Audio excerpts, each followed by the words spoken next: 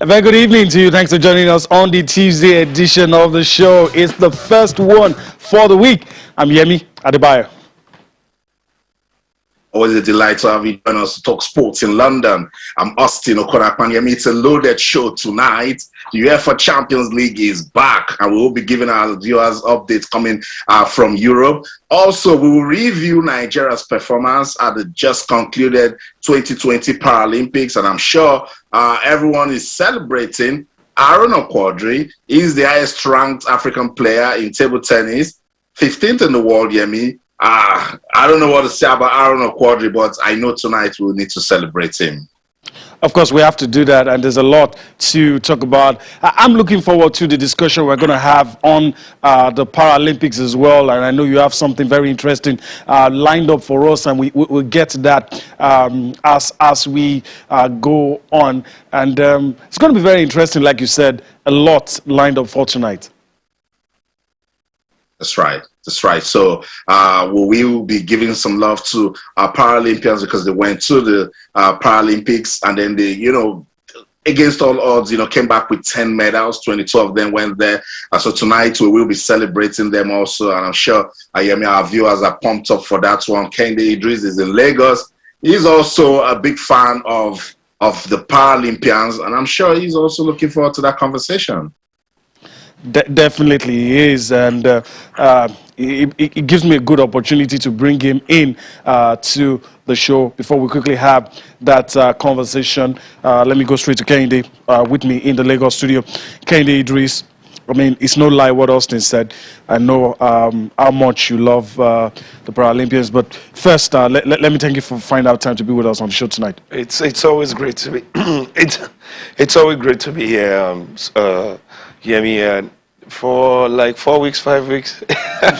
Yeah, it's good to have you back. But Cecilia was marvelous all the way, and also Austin. It's been a great time since you've not been around, and it's good to have you back, really. Thank you very much. And like we said, there's an interesting conversation we're going to have on the Paralympics. There's someone that you love to listen to. Let me allow Austin just get back to it, and we're going to have that robust conversation on the show tonight. Yep. All right, let's go to Abuja. That's where the president of Nigeria Paralympic Committee, Brigadier General Emiko Erua, is standing by to speak to us on the show tonight. Good evening, Brigadier General. Good to have you on Sports Tonight. I feel like I throw you a salute on live TV. Well, good evening, Mr. Austin Okonakpan. How are you enjoying the UK? Oh, it's okay. Our weather is just like that of Lagos and Abuja, but very soon it starts getting cool. It's good to have you on the show. Let's talk about our Paralympians and what they did at the 2020 Paralympics. We went with 22 athletes. We won 10 medals. Was that expectation, or did they surpass it? Well, we were a little short of our expectations. One or two goals slipped through our fingers. We were thinking before of about 6-7 gold medals. But we came with gold medals, 1 silver medal, and 5 bronze medals. Total 10 medals.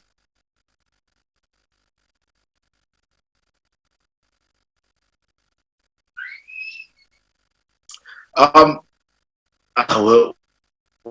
okay, we're losing a minute, but let me just get you in. When look at the major all right, for Team Nigeria.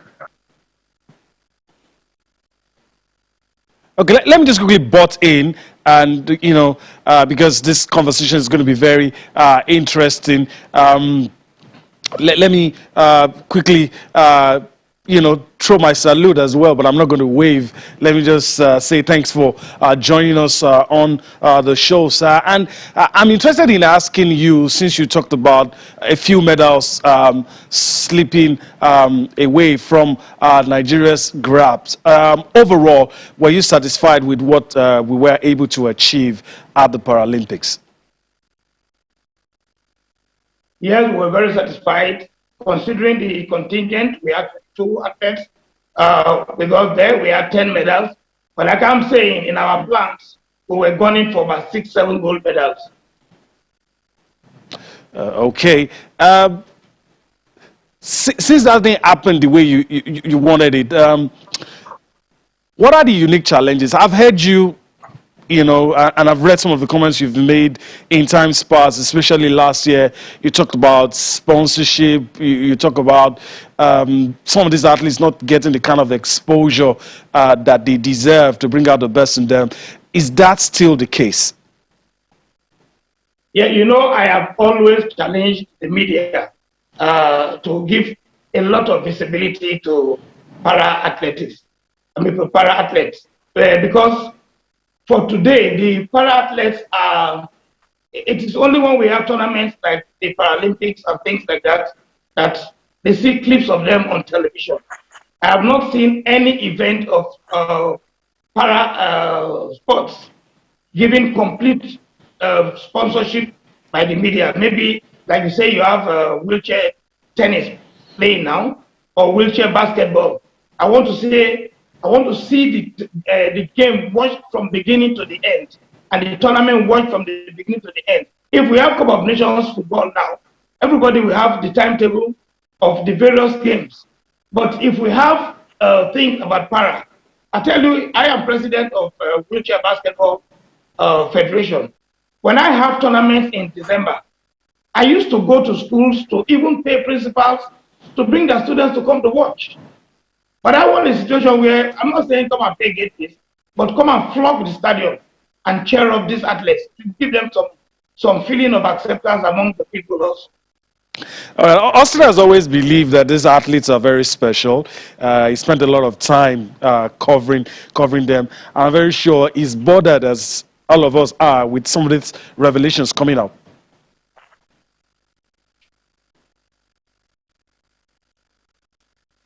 Yeah, let me get you talking, Brigadier General, because for us at Channels Television, we always support special sports, and we want to continue doing that. So we've been speaking to some of the Paralympians that went to Tokyo, and they've been talking about some of the things we must do to support them, to get more persons to follow special sports in Nigeria. But for you, with what you saw in Tokyo, what are those things that we should start doing for the development of special sports in Nigeria? Well, like I'll say, first of all, the government has played its own part. They've given all the support. Sport ideally is not supposed to be a government-sponsored activity, but a place like Nigeria, I think the government is about the only people who have been given the kind of support that we need. But now let's go on to maybe the corporate industry. The corporate world, if you come and brand our sporting events, come and brand our athletes, come and, like what the minister has even proposed, and I'm always championing that one also, which is adopt an athlete, adopt a field, adopt a sport. If we have things like that, most of the para-athletes don't really have another thing they do apart from the sport. I mean, it's not like, because they have not been able to get other training, most of them, I'm saying. So it means that after this Olympics now, I hope they are not going to be forgotten. I hope somebody is going to be interested enough in all the people who had medals, and even not only one that had medals, in all the people who went for the event, to see that, okay, if these people without support could get this far, what if we could give them all year-round support? You could see all the athletes were so impressed with the minister for giving them a long time in camp. So, but imagine if, apart from the long time in camp, if somebody knows that his bread and butter is provided to go to the stadium daily to have his training, it means he's going to be more adept at his game than somebody who you are waiting for a tournament to come up and you put him in camp maybe 2 weeks or 3 weeks. Luckily, this time around, we had a minister who decided to start the camp very, very early. Otherwise, the COVID was going to rub off on the training of most of these athletes. But thank God for what the minister did, so the athletes were able to find their fitness and their form again. 10 medals at the Tokyo Paralympics, and that's why when they came back, you could see a lot of singing and dancing, and we love it so much. 4 gold, 1 silver, and of course 5 bronze medals. How much work did we put into preparing for the Tokyo Paralympics? Yeah, a lot of work was put in. Yeah, I know the COVID affected everybody, but again, I like to believe that our case too was in its own way particular. Camp was supposed to resume sometime last year, but it had to be broken again because of COVID. But at the end of the day, we still had a full 3 months in camp, both in Lagos and in Abuja. So the camp period helped the athletes a lot. A lot of palliatives too were given by the ministry to support the athletes. All this came together to give us what we are today. And I like to always remind you that, yes, we have 10 medals, but we have 12 people wearing those 10 medals. Because one of the bronze was won by 3 people. We seem to do so well with powerlifting. Let's use it as a model, Brigadier General. What is it that we can learn from what we've achieved with powerlifting that we can take into wheelchair basketball, take into para-athletics, para-table tennis, and the others? Good. Powerlifting is our strong point today. So because it's our strong points, it is already getting some form of sponsor. Like we have Toyota sponsoring, we have Peak Milk sponsoring, and other corporate bodies. If those same bodies or other bodies could emulate them and pick some of the other sports, maybe it will be a little bit better. Like I always say, we only went for sporting events at the Paralympics. We went for powerlifting, we went for para-athletics, we went for para-table tennis, and for para-canoeing. But if we now have some of these other sporting events getting sponsorship to train and maybe take wheelchair basketball, we have the Commonwealth Games coming. Now that you are making this interview, we believe that if some people are gingered enough to come ask the wheelchair basketball,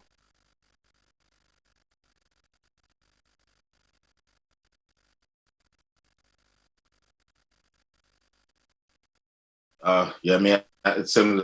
Yeah, it does appear that we might have lost him there, but I'm hoping we're going to be able to restore that connection. Yeah. And I mean, Austin, I guess I was listening to him and very happy the way he has articulated all of those things that he has said, giving the media a little bit of a flack and also encourage the private sector to do what they can. And also I think what he probably would have added is that the attitude generally should change. It's not only when we have Paralympics, we should, as sports lovers, go out to see these people whatever sports they participate in and encourage these special people. I totally agree. And let me get Akande Idris talking, because he mentioned an interesting point that we must, as the media, put out there. That people that have come into their adopted talent program should continue their support, and I totally agree. Okay. All right. I mean, very good question that Austin has asked you. You agree with everything that Mr. Emiko has said? Yes, I completely agree. I think he was spot on. I've listened to him, when the second batch landed in the country with the para table tennis and, some other contingent. He granted an interview, and almost the same thing he said with a little more he had said tonight. I think the awareness should be more. Yes. These guys are so massive. I continue to talk about it. If you don't know what they do, just take out time, probably 3 days in 1 week if you can. Just go as early as possible to the National Stadium, to the Teslim Balogun, but they are majorly around the National Stadium, and see how industrious, how eager they are, always ready to get to start their day by their trainings, their routines, and then tomorrow you come again and see the same thing, and then you come the next day and see the same thing. That's how massive they are enthusiastic about what they do. So they should get an awareness, or they should get proper awareness for doing this. And then also, I think that jab at the media is just perfect at this time. We should do more. Yes, some persons are trying. Channels TV is doing a whole lot. I've seen a whole lot of, but was saying it could still get better. All right. The regular sport gets a lot of our talk, and we should do more in talking about these guys. If you are this massive, 10 medals, then you should get talking time always. All right, we have him back on, so let's just continue from where we left. And you were, about to finish some of the points you were making on some of the things that could be done to ensure that these athletes are, well recognized and are able to do more for their country if they get the support that they need.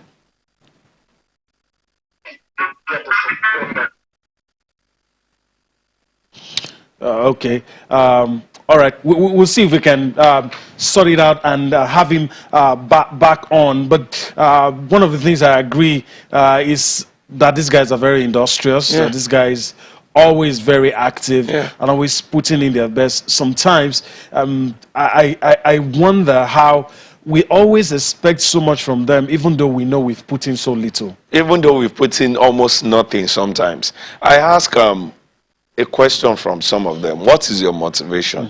But you always know what the answer is, that they just believe someday this work I'm putting in today will be what will showcase me to the world. And for Latifat, for Femi Layo, you can go on and on, AGK, Lucy, you can go on and on mentioning those names, Kole Osho Ahmed. It has eventually put them in the map, of the world, and everybody around the world is talking about them. You're talking of the para lifters. Yeah. Every time we get to a championship, whether it's the Olympics or the World Championship, the entire world is always aiming at the Nigerian contingent because you're that good. And then when the peer, I think Ahmed or so, had to play the Chinese at the doubles, in the table tennis, and they won, the entire world got talking again. Yeah. How do you beat the Chinese at this stage? So it is always very nice to have all of this. We should put in more. Right. Administrators, the people in the private sector, and then the media. We should. It should just continue. No resting on that at all. It should just be something natural. Okay. We wake up and we just go out there to support the para athletes. Austin, I'm very sure you listen to Kehinde Idris. It does appear we are all in agreement that a lot has to be done. Sports and special athletes that you will not have support at the core of the discussion, because this is what they need, going. I keep saying it, that those guys, they inspire, they motivate. And if you listen to what the Brigadier General was talking, you could feel like he's passionate about that sort of support also. And that's why I wanted us to stay with that matter of support that he mentioned, that has come out of the Adopt the Talent initiative from the ministry, that person should not go away now because the Olympics and Paralympics are done. That is what should be continued. Sometimes it's the level of love and care that we will give to special athletes that, they take and go all the way. Unfortunately, we're having technical issues and we cannot continue with Brigadier General Emiko Erua, who is the president of the Nigeria Paralympic Committee, because I wanted him to talk about the problem of infrastructure developments. Guys, remember Tajuddin Agumbiade, when we spoke to him, they won bronze in the table tennis event, and he said that they went to Tokyo and playing on the board was a different experience because they met a more advanced technology. And that's what we're talking about. Sports is evolving. So for us to catch up, we need to do a lot for infrastructure development. So that's the conversation. We will continue to celebrate our Paralympians. They always make us proud. We love them so much. And we just hope that this support that we are calling for, persons will come out, corporate organizations, the ministry, the federation, the state sports council, the media, all of us will come out and support, these special athletes so that they can continue to give us all of the representation that they've given to us and continue to give this country some pride. Sports Tonight on Channels Television. We'll go on a quick break now. When we come back, we'll continue the discussion of Aaron Okwodri, now ranked 15 in the world, setting a new African record, and of course, powered up to conquer the world so much. So don't go anywhere, stay with us.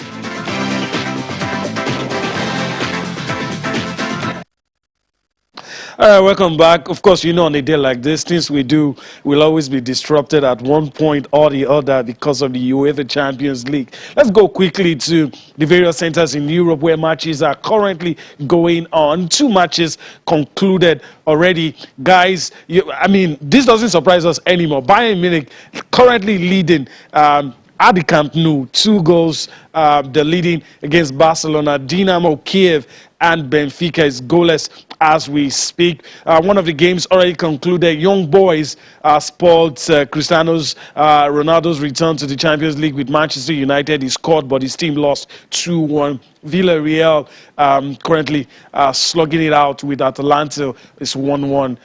Sevilla and Salzburg, it has ended. It ended 1-1. Lille currently leading. They're playing against Wolfsburg. Chelsea and Zenit St. Petersburg, in spite of all the industry from the Blues, is still goalless. And you have Malmo being hit by Juventus 3, and it looks like it's going to be more than that. Juventus put in their domestic run, their poor domestic form behind them. Any surprises, Austin? There is the Manchester United result, maybe because on paper you would expect, young boys to, to fall to Manchester United. But hey, it's the UEFA Champions League and it is what it is. When it comes with a lot of surprises, so maybe that's just a way to let people know what we should expect this season in the UEFA Champions League. It is what it is, but that game between Bayern Munich cruising away already. So we'll continue to monitor events going on in the UEFA Champions League. Maybe Kende is part of those people say Cristiano Ronaldo is back and Manchester United start struggling in the UEFA Champions League. Kende, hope you're not part of those people. I think maybe not so part of those people, but I'm excited that he's back. And I love the way he also started the game. You can only but do as your parts. That's the little you can do. He got a goal to put them ahead. He wouldn't be the defender, and at a point he was pulled out of the game. So you can't take any further part in that. Then Aaron Wan-Bissaka didn't help the cause when he got a red card. So it's a whole lot to ask for. I'm sure the next game they will be waiting to see, because this is a massive man who is hungry. I'm wondering the kind of speech he would have with the other guys, especially Jesse Lingard, who gifted that second goal. To make it 2-1. So I think I've been excited about Ronaldo coming back. I love his hunger. I love the way he searched for glory every now and then. And Man U will be back. Or as much as I'm not a fan, I just love acquiring somebody who is that hungry even at his age. All right, even at his age, the hunger, the passion is still there. All right, let's not drift. We're still going to get to the UEFA Champions League at some point on the show. But Austin, it's time to talk some basketball and leave.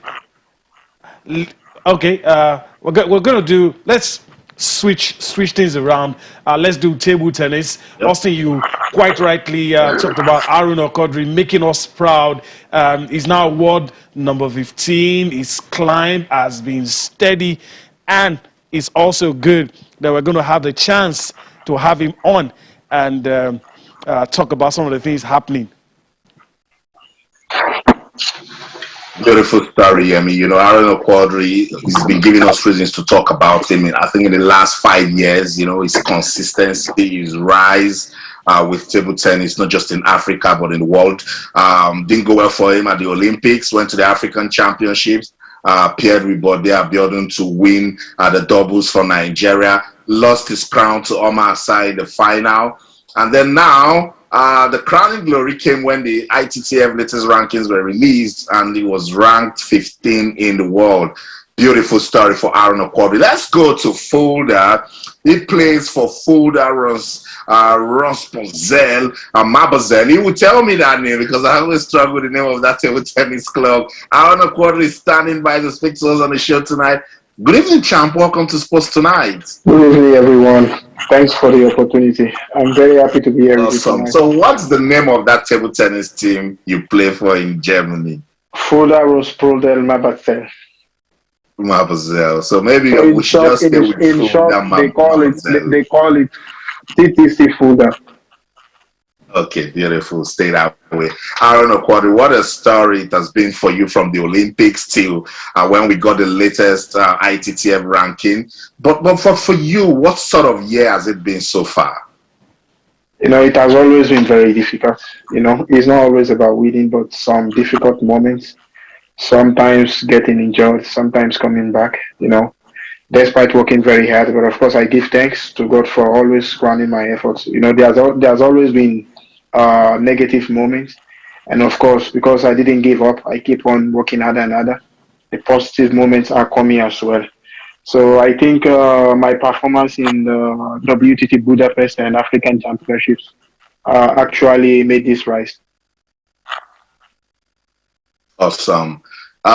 This rise came just when we were biting our fingers that what happened in that final match at the African Championship against Omar Asai. You guys are known rivals in Africa, but this ranking, 15th in the world, is it the crowning glory for you this year? I think it's something like that, I said earlier, after all difficult moments, positive moment is definitely coming back because I didn't give up. So it is like some kind of favor to me from God after several hard work. Okay, let's talk about the Olympics. I'll still come back, talk about the African Championship. The Olympics, what sort of experience? Would you be too hard with yourself if you say you were disappointed at your performance?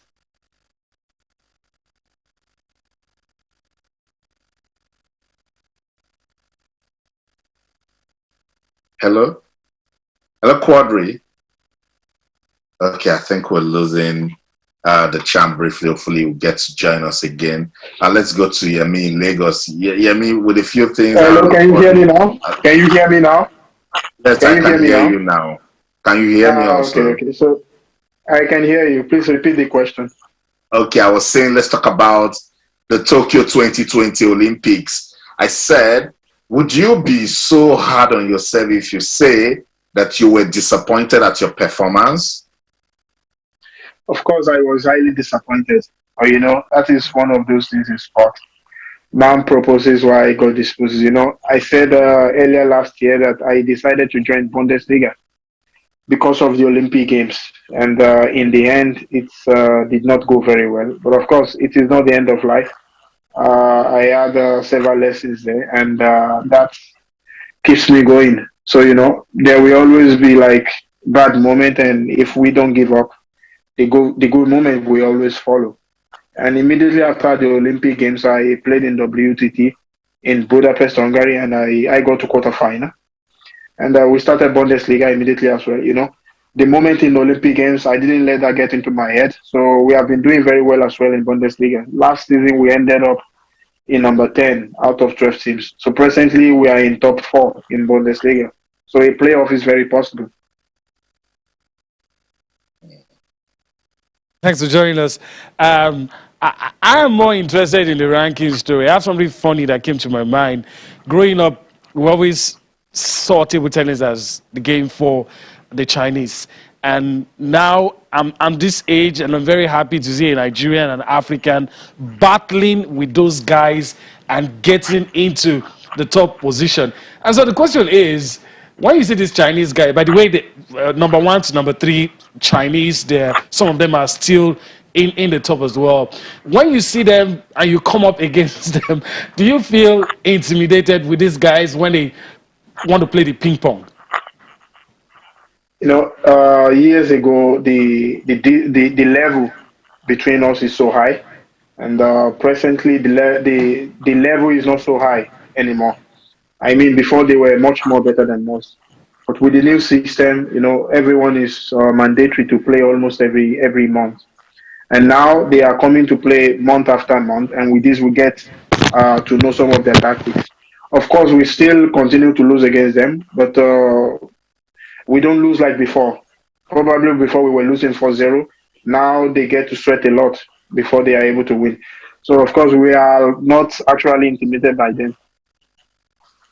That's good to hear because for some of us, because of how well, how much we love you, how much we want to see you go far.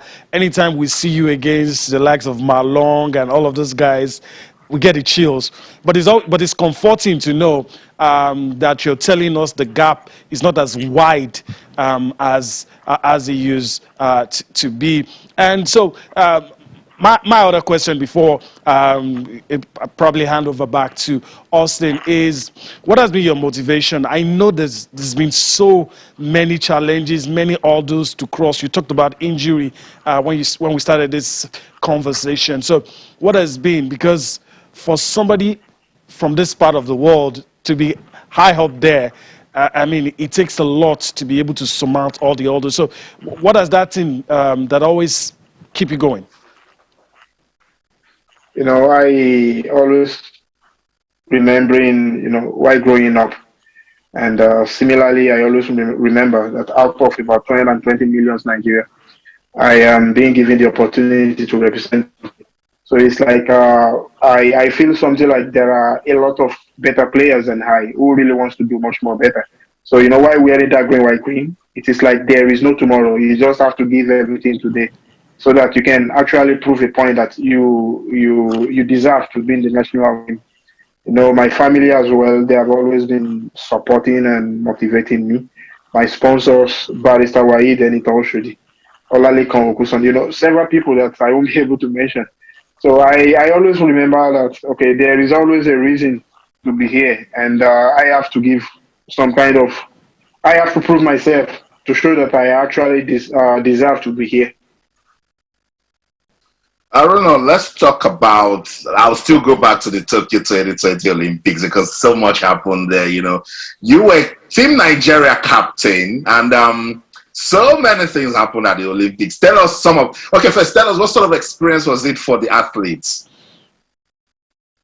For some athletes, it was very, very bad.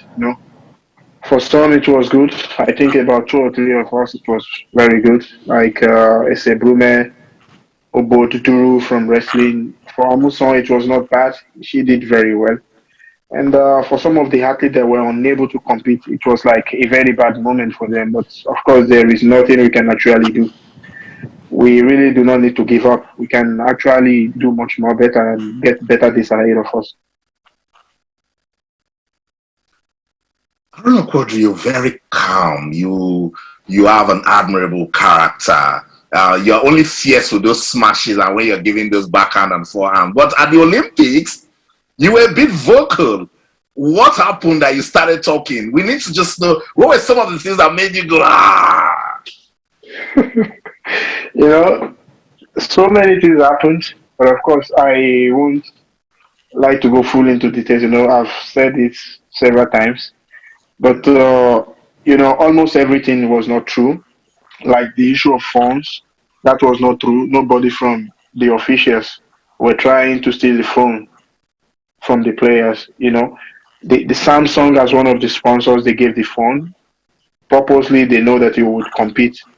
And when the issue of ban came up, even if you are Samsung, you gave some kind of money for an athlete to compete and the athlete is not competing again, you definitely need to get your money back. So Samsung decided to get the phone back. And fortunately, Honorable Minister and some of the NOC officials, they came in and they pleaded with them. And in the end, they returned the phone back to the athletes. So I can tell you vividly that nobody was trying to steal the phone from the athletes. Awesome. If I let you go, you're ranked 15th in the world. You've set a new African record. What's next for Aaron Okwadri? The biggest dream for me is to have an academy in Nigeria, especially in my hometown. Taking table tennis to schools, discovering better Aaron Okwadri in the nearest future. Of course, I don't have all it takes, but I have some kind of sponsors in terms of equipment. So I'm looking forward to cooperating with Oyo State government or different individuals to make this dream come to pass. So I'm looking forward to have an academy in Nigeria. I really want to discover more talent, better than Aruna Quadri in the nearest future. Want to wish you all the best, Aruna Quadri. Stay focused and keep winning. Congratulations once again. Thank you for your time. Thank you so much for the opportunity. All right, awesome. That's it. The number one ranked table tennis player in Africa, Nigeria's Aruna Quadri. I love what's next for him. Aruna Quadri wanted to set up an academy. I'm sure that got you excited also. Yes, it got me excited. I must say, Austin mentioned it, and I've always had that. Even when I get to interview him one-on-one, he's calm. Yeah. The way Aruna Quadri comports himself, the way he comes at you as one of the most calm persons you would ever come across. Like anybody you can come across on the street. He's a world champion in all its, every ramification that you want to think of. This is world number 15 when it comes to table tennis, a sport that we know so many countries do. But I'm happy he's talking about giving back to the society. I'm happy he's talking about discovering so many other Aruna Quadri, and I know it's out there. Somebody out there or some persons out there that wants to, step into that shoe. Also, Austin and Yemi, if you go back to probably, say, 80s, 90s, thereabout, table tennis was as popular as football. There was a table almost every corner on the street. Every child would know how to, you carve out bats from anything. And then you guys play enjoyably.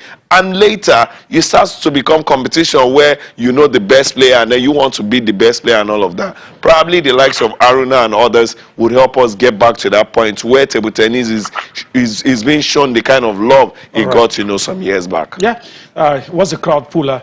I mean, we can agree on that. Okay, let's quickly take some updates from the Ufc Champions League. I promise you we were always going to revert anytime something happens. There you have it on your screen. Bayern still leading against Barcelona.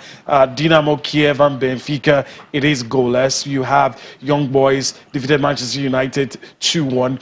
Villarreal and Atalanta is 2-1 now. Villarreal leading in that one. Sevilla and Salzburg concluded, ended 1-1. Lille and Wolfsburg is goalless.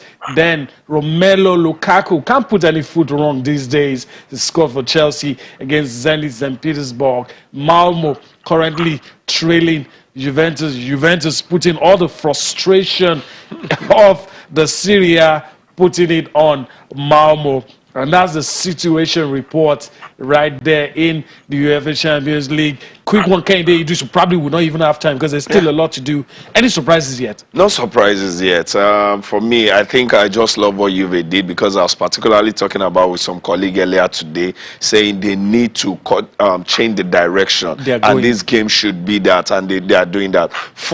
The competition ongoing, Ronaldo getting a goal earlier, and now Romelu Lukaku, all the way from Italy to England, now to the UEFA Champions League, the entire Europe. I'm loving this. Okay, we are. All right. So, Austin, where do we go next? Let's slice it up with some basketball and talk about the women's Afro basket. Of course, we already know the 12-team roster that is out. And I know you have your thoughts about that. And we hope they don't go the way of the guys. Well, that's always the story. I mean, I think the last 7 years, that's the story. Living up to that saying that what a man can do, a woman would do it a lot better. We want to quickly forget what happened at the Afro basket for the men, and I know these ladies will help us. The D Tigers, the roster already out, and some of the names we're familiar with. Adora Elonu, the captain of the team, Elizabeth Balogun, Promise, Kamara, Ezine Kalu, always a big part of the team. Apalas Kunai, Akpana is also there. Ifunaya Ibekwe, Nkem, Akariawe, and Ami Okonkwo. Some of the players that we always know. We'll talk about the D Tigers, Odera Chidom, Nicole, and Nobasi, Mojanatu Musa, Sarah Ogoke. Good to see Sarah Ogoke back in the team also, and Victoria Macaulay. Talking about the D Tigers Afro basket roster. We're looking forward to that one because we know whenever these these ladies come out, they give their best, and of course, put it out there. I mean, for emphasis, they are defending champions of the AfroBasket, so they are the team to beat, and I'm sure they will give their best at the competition. All right, never forget that. Emphasis sake, and I repeat it again, they are the champs.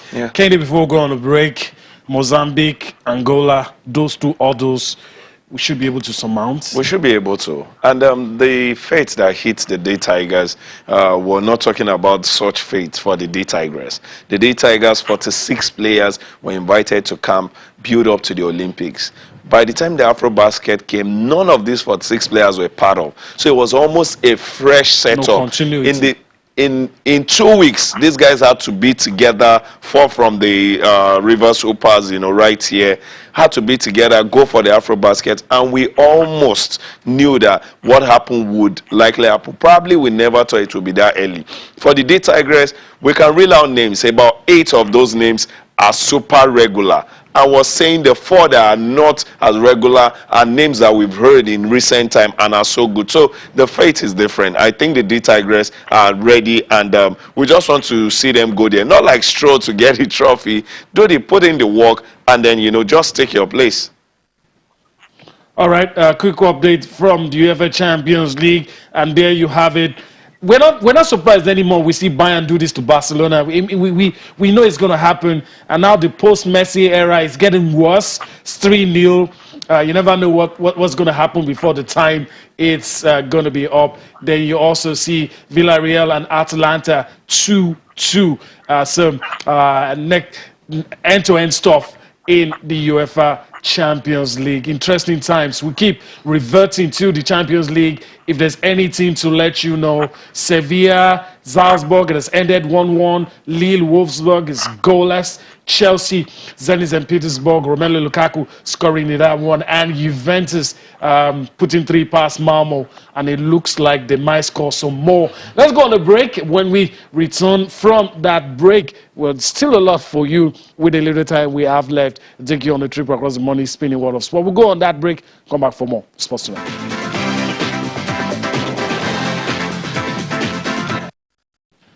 All right, welcome back. All is said for the Aisha Buhari Cup, and of course, all the participating teams are here. And of course, tomorrow we will witness the Super Falcons in action. A lot of people have commended the organizers of this competition for what they've been able to do, bringing the best teams in Africa together. The fixtures is what you have on your screen at the Mobolaji Johnson Arena tomorrow. Nigeria will take on Morocco. Time is 4 p.m. Austin is very excited, like we all are. And what do you expect to see tomorrow? That's right. Women's football at the forefront again, and we love it because this one has development written all over it. I mean, I love the fact that FIFA also endorsed it. Though in recent, press releases coming out, making people ask questions. For instance, why wouldn't there be a trophy? And other people saying, why the number of matches? And I was going to say it's Mali that Nigeria will kick off that campaign with. But I want to tell everybody to see the good in this, that this has a good thing that says playing for good. In a lot of way, it will empower the girl child. In a lot of way, it will develop women's football in Africa. Like you have the likes of Ghana, Cameroon, South Africa, coming around. Even Morocco, they're doing so much for the development of women's football, talking about, taking it to the grassroots, the schools and the age grade level. So this is really good. We know all day, every day, the Super Falcons are favorites, to shine at this sort of competition. I just hope that the coach, Randy Waldrum, will do a lot with this FIFA window and see ways that we can make this team get better. Katie Idris, Mali and South Africa, what do you expect from the Super Falcons? A whole lot. I think. Like Austin said, there's not going to be any winner. No winner. No trophy, no table. I'm just particularly. 2 grade A games. Yes, I'm just particularly happy that in the year 2021, the Super Falcons have tasted 3 tourneys by the time this one ends. We saw the one in the US. There was one earlier where I think in Poland. Those two, came almost, not far from, and then later in the year we're now having the Aisha Buhari Cup that has been endorsed by FIFA, which is fantastic. I think it's been long, or I doubt if it had ever happened, that the Super Falcons, not a major competition but invites tourneys, are getting to play 3 in 1 year. I think I'm happy, really, because this is another story of giving the right attention, giving the right accolade to those that are worthy of it, and the Super Falcons are sure worthy of getting any attention or mention of note or any accolades or respect that they should get. They are super, and you could check their numbers to see that. So I'm expecting a very good game. I hope the teams come with their A game, so we know where our Super Falcons are right now. Yeah, we're going to get a chance to see likes of Ghana, Cameroon, South Mali, Africa, Morocco. Get to see all those guys, and probably the Super Falcons will give us the icing. I saw Gatlana with South Africa. They said they wanted all of their best legs to be right here in Lagos. All right. So let's revert to the UEFA Champions League. There's fixtures for tomorrow as well. But let's give you live updates. Let's see if there's anything to report in the UEFA Champions League. Most of those games will be wrapping up by now. And there you have Bayern going to the Nou Camp, hammering Barcelona in the post-Lionel Messi era. Dynamo Kiev, Benfica is goalless.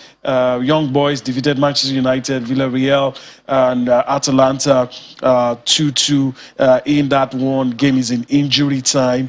Sevilla and Salzburg 1-1, and nothing has really changed in all of those matches. So, Austin, we're in injury time in most of the matches. Do you see anything dramatic happening? Nothing is going to change. I'm actually following that game between Barcelona and Bayern Munich. What a story. Robert Lewandowski with a brace.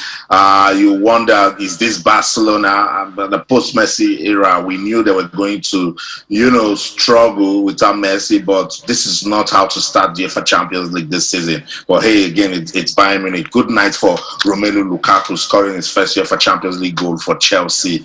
Our games are wrapping up now. And tomorrow, more games will get us talking. All right. Before we go, it's time to wrap things up. We had so much fun. Kehinde Idris, your last words tonight? Yeah, parting shot. Yes, loving, living with the UEFA Champions League, which is always magical. All right. Yeah. Okay. So we're back again tomorrow to do that. All right. From Lagos, we hope that you enjoyed what we did today. We're back here again tomorrow. I'm Yemi Adebayo. Bye-bye now. In London, I'm Austin O'Connor. And everything you do, remember, to Talking Sports. Bye for now.